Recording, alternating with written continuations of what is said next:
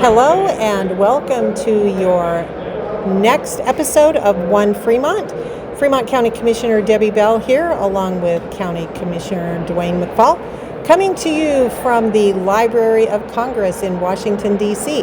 We are here this week for a National Association of Counties legislative conference, here for 6 days, doing a lot of really great work while we're here. First up, we had our respective steering committees. Commissioner McFall serves on the Public Lands Steering Committee, so let's hear a little bit about what you guys have going on. Well, first of all, if you've never been to D.C. or if you ever get the chance, come to this Library of Congress. This is an amazing building with amazing history. It's probably, in my opinion, the coolest building in town. But yeah, and there are a lot. And there are a lot of cool buildings, yeah. We're down here in D.C., which we do every year this time of the year. And like I've said before, we're here to negotiate with Congress and try to get our needs, which are the same needs as a bunch of counties, not just ours, spoken to the federal government so we can get them to help us out rather than work against us. Public lands is a huge interest of ours because we have over 50% public lands in Fremont County. So it's important that we have a seat at that table when they're making rules and updates on public lands. As far as the roadless rule, or we have a lot of cattlemen that graze on there, and we've got to make sure that their allotments stay available. So it's very important that we stress those, even though Congress knows what's going on. We've got to remind them how important it is to us and our economy. The Western Interstate region is another deal that I serve on, and that is 17 Western states that all fight for the Western way of life. And you're getting ready to take over as president, is that correct? I am. Right now I'm the first vice president of WIR, Western Interstate Region, and in May I will become president of that. So I will not only be representing Fremont County and Colorado, but the 17 western states that I spoke of. I think it's the 54th meridian to the west. And we all have similar, if not the same, trouble with our public lands and wildfire and flooding and those type of things. So we think a lot alike, and we negotiate for the same stuff in each county, whether it's California, Colorado, doesn't matter. We do have trees and they burn, and then there's floods that come after that. So we need help to try to prevent those from burning, get them to take care of the forest, or at least have the ability for someone to have a stewardship program and take care of the forests, or they're because just going to burn. Those things that happen in public lands counties happen to all of us in those same public lands counties. So they do, and they don't just burn the public land, but then they mess up your watershed and the water down below, down through the rivers. And fires don't just stay on public lands either. They're not. No. And they're destructive, yeah. So while you've been busy with that, I've been busy with agriculture and rural affairs, and so we've been doing a lot of talking about the One Big Beautiful Bill that President Trump passed, and some of the benefits of that, some of the fallout from that. We naturally have differences of opinions depending on who happens to be in the room, but we have talked a lot about agriculture and the state of ag right now, and how farmers and ranchers need help. And so we're talking about all of those things. We're working very, very hard to get an actual new farm bill passed, not to just once again renew the 2018 version of the farm bill. It's intended to start all over again every 5 years and to pass a new bill. Congress hasn't managed to do that now in 9 years. I like what Congressman Westerman said to us this morning. He says the 2018 Farm Bill was great for 2018. For 2018, but yes, not in today's time. So things need to change there. So that's one of the things that we advocate very heavily for.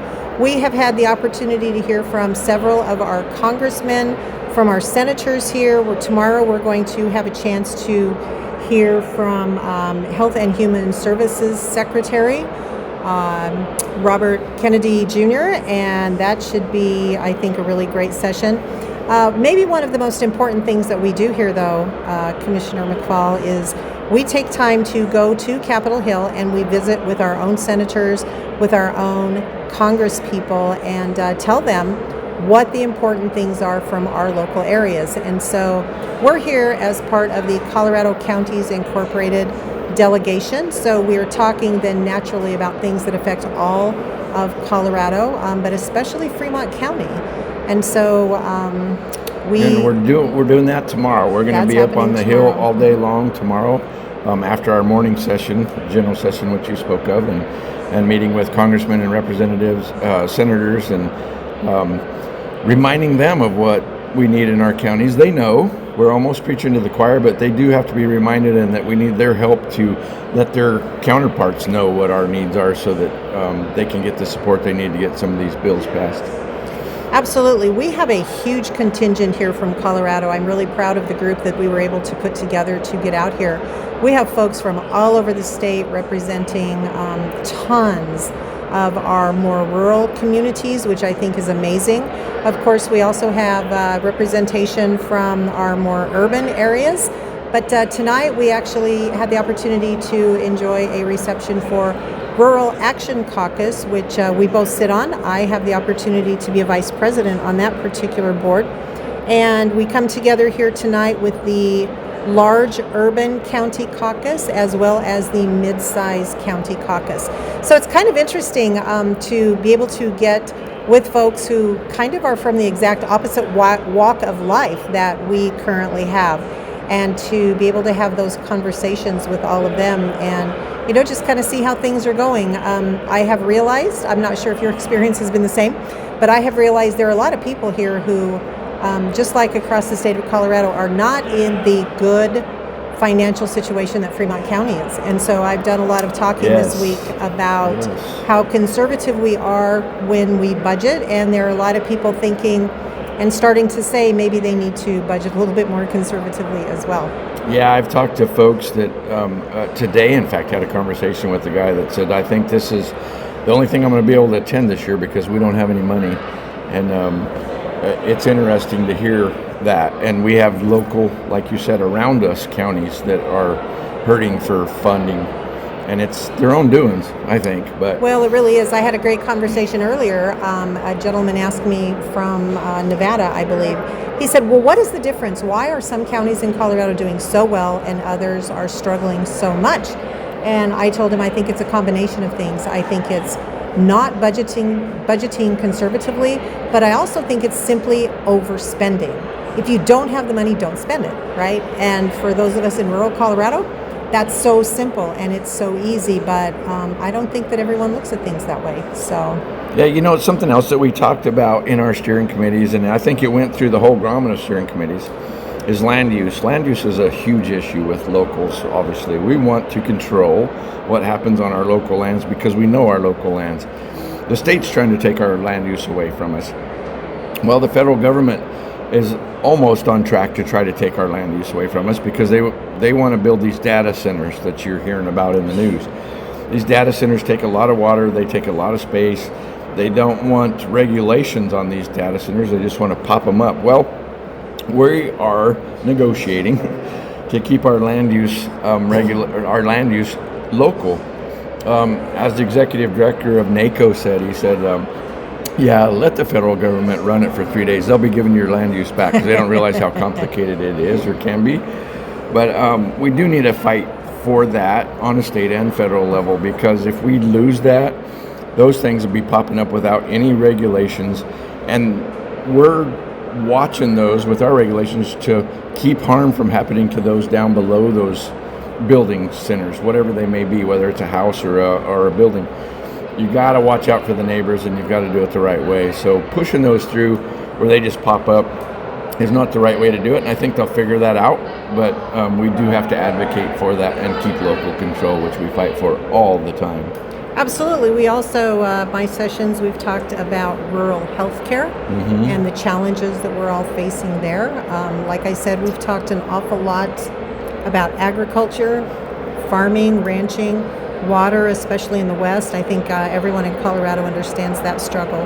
So we've had some great conversations, a lot of ideas that we will be bringing back home. But as much as anything, I think it's important for us to be here to be able to give voice to what is happening in rural Colorado and to tell people this is our story.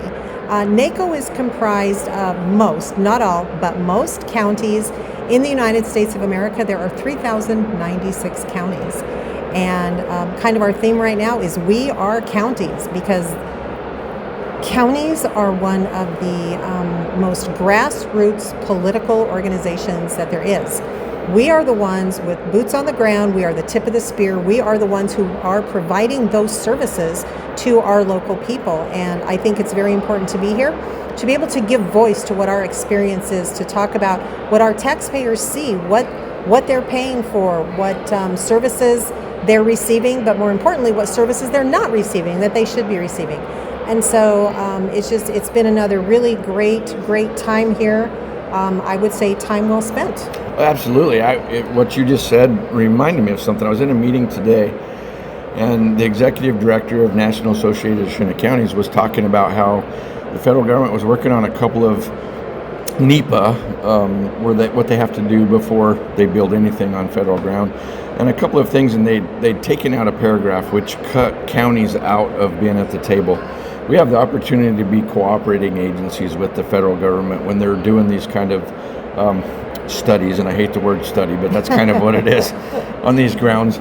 And they cut that out of there. They didn't mean to do it, but they did. But NACO caught that, and they caught it on two bills that they were reworking, and made sure that got put back in there, because National Association of Counties is a very powerful voice.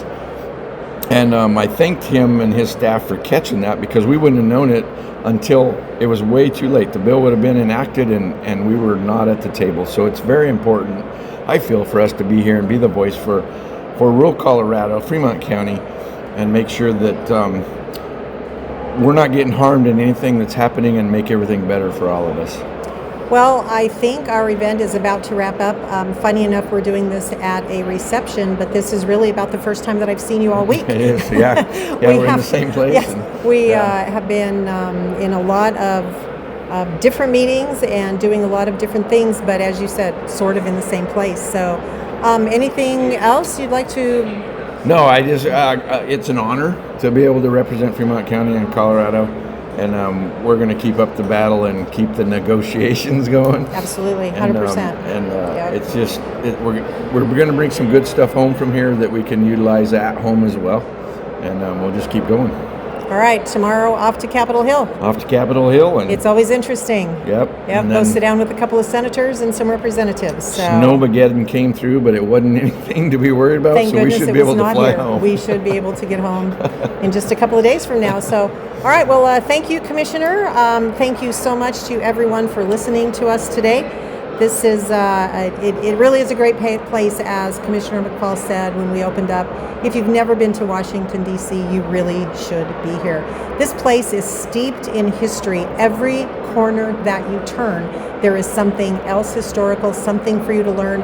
I've been here probably 8 times in my life, and every time I come, I learn so much more. It's so amazing. Yeah. It is an incredible space. So thank you again so much for listening, and we'll see you all next time. Signing off now for Fremont One. This is Fremont County Commissioner Debbie Bell. And Fremont County Commissioner Dwayne McFall. Have a great night. Bye-bye.